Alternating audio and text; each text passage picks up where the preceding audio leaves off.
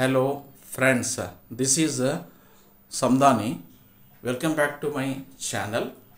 Today in this video I am giving some confusing words, strokes in shorthand. Generally the students after taking the dictation in shorthand, while transcription they will get confused, right? See, people and belief for both same outline, right? So for belief you are writing people, and for again people they are getting belief. So ఇక్కడ confuse chances ఎక్కువ ఉన్నాయి. Belief బదులుగా people రాయడం, people బదులుగా belief రాయడం ఎక్కువ మంది చేస్తుంటారు. కాబట్టి జాగ్రత్తగా కొంచెం ఇటువంటి మిస్టేక్స్ని అవాయిడ్ చేయాలంటే కొంచెం కాంటెక్స్ట్ చదవాలి, కొంచెం గ్రామర్ కూడా మీరు చూస్తూ ఉండాలి, సెంటెన్స్ కాంటెక్స్ట్ బట్టి రాస్తూ ఉండాలి, రైట్? సో అదేవిధంగా అటాల్ చూడండి, టల్ని పైకి రాస్తే అదొక ఫ్రేజ్, తర్వాత టెల్ అందరూ రాస్తే టెల్ అవుతుంది. సో జనరల్గా ఇక్కడ డిఫరెంట్ మీనింగ్స్ ఉంటాయి, అటాల్ వేరే, టెల్ వేరే. సో అవుట్లైన్ మాత్రం ఇంచుమించు టల్లే రాస్తాము, దాని బదులుగా ఇది, దీని బదులు అది రాసి ఎక్కువ మార్క్స్ పోగొట్టుకుంటుంటారు. ప్లస్ ఎక్కువ మొత్తం సెకండ్ పేపర్లో, స్పీడ్ పేపర్లో ట్రాన్స్క్రిప్షన్ చేసేటప్పుడు ఎక్కువ మంది మార్క్స్ పోగొట్టుకొని ఫెయిల్ అవుతూ ఉంటారు.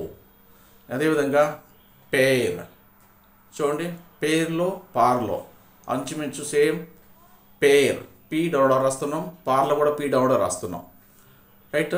అక్కడ ఏ వవల్, ఇక్కడ ఆ వవల్, సేమ్ అవుట్లైన్, డిఫరెంట్. కానీ ఇక్కడ డిఫరెంట్ మీనింగ్స్ ఉన్నాయి, డిఫరెంట్ మీనింగ్. పేర్ అంటే ఒక జత అని చెప్పడము, పార్ అంటే ఆన్ పార్ విత్ ది అంటే దాని బదులుగా, దానికి ఈక్వల్గా అన్నట్టు మీనింగ్. సో మీనింగ్స్ డిఫరెంట్గా ఉన్నాయి, అవుట్లైన్స్ మాత్రం సేమ్ రాస్తున్నాం. కాబట్టి ఇక్కడ కన్ఫ్యూజ్ అయిపోయి ఎక్కువ శాతం అందరూ మిస్టేక్ రాస్తుంటారు. అదేవిధంగా నెక్స్ట్ కమింగ్ టు నోన్, నన్లో కూడా ఎన్ హుకెన్, ఇక్కడ ఎన్ హుకెన్ రాస్తున్నాం. సో ఇక్కడ కూడా మీనింగ్స్, డిఫరెంట్ మీనింగ్స్ ఉన్నాయి. నన్ అంటే none of them are none of them have passed అంటే ఎవరు కూడాను అని చెప్పడం మీనింగ్.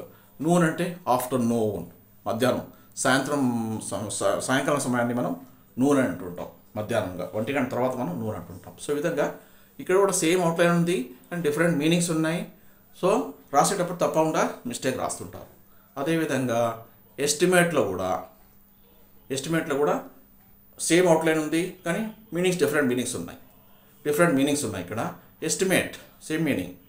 ఎస్టిమేట్ అంటే ఒక తగిన ఎస్టిమేట్ ఇవ్వడం, అంటే you giving some valuation for the cost, valuation for some work. If you are giving some estimation for some work, for doing the work, that is called as estimate. Esteemed అంటే respectable, valuable అని చెప్పడం. So meaning డిఫరెంట్గా ఉంది. ఇక్కడ outline మాత్రం short hand outline same ఉంది. కాబట్టి ఎక్కువ శాతం చాలామంది కన్ఫ్యూజ్ అవుతుంటారు, తప్పు రాస్తుంటారు. ఎక్కువ ముఖ్యంగా నా సలహా ఏంటంటే, those who are going for this coming January shorthand lower grade examination at the rate of 80 words per minute, వాళ్ళు దయచేసి దీన్ని దృష్టిలో పెట్టుకొని ముఖ్యంగా ట్రాన్స్క్రిప్షన్ చేసేటప్పుడు మాత్రం ఇటువంటి అవుట్లైన్స్ ఎక్కువ వస్తూ ఉంటాయి. వాటిని జాగ్రత్తగా చదివి, చిన్న తప్పులు కానీ అనవసరంగా ఒక మిస్టేక్కి 2 మార్కులు పోగొట్టుకుంటుంటారు, అనవసరంగా ఫెయిల్ అవుతుంటారు. కాబట్టి కొంచెం దీని మీద కాన్సన్ట్రేట్ చేయండి. ఈ మిస్టేక్స్ని దృష్టిలో పెట్టుకోండి. నోట్స్ తీసుకోగానే షార్ట్ హ్యాండ్ నోట్స్ మీకు అయిపోయిందంటే ఇమ్మీడియట్ ఇటువంటి చిన్న ఉంటాయి కదా, అవి వాటిని మళ్ళీ జనరల్గా డిక్టేషన్ తీసుకున్న తర్వాత దాన్ని మీరు వెంబడే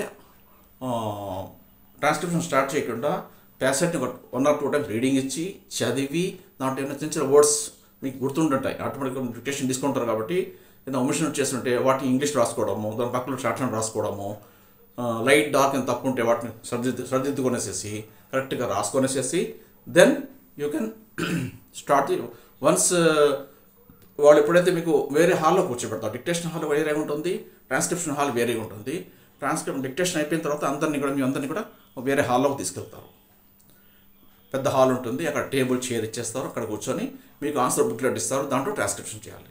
సో ట్రాన్స్క్రిప్షన్ చేసేటప్పుడు కూడా జాగ్రత్తగా స్పెల్లింగ్ మిస్టేక్స్ ధ్యానంలో పెట్టుకోవాలి. ఎక్కువ స్పెల్లింగ్ మిస్టేక్స్ ఎక్కువ చాలామంది చేస్తూ, కొన్ని స్పెల్లింగ్ మిస్టేక్స్ నేను దృష్టికి తీసుకొస్తాను. స్పెల్లింగ్ మిస్టేక్స్ కూడా చాలామంది ఎక్కువ చేస్తుంటారు. స్పెల్లింగ్ మిస్టేక్, గ్రామటికల్ మిస్టేక్స్ చేస్తుంటారు. అటువంటి కూడా అవాయిడ్ చేయండి. ఈ స్పెల్లింగ్ మిస్టేక్స్, గ్రామటికల్ మిస్టేక్స్ గురించి కూడా ఇంకో వీడియో నేను తీసుకొస్తాను, తప్పకుండా అది కూడా చూడండి. Right? So that's all in this video. Please see my video till the end, like, share and subscribe if you have not subscribed.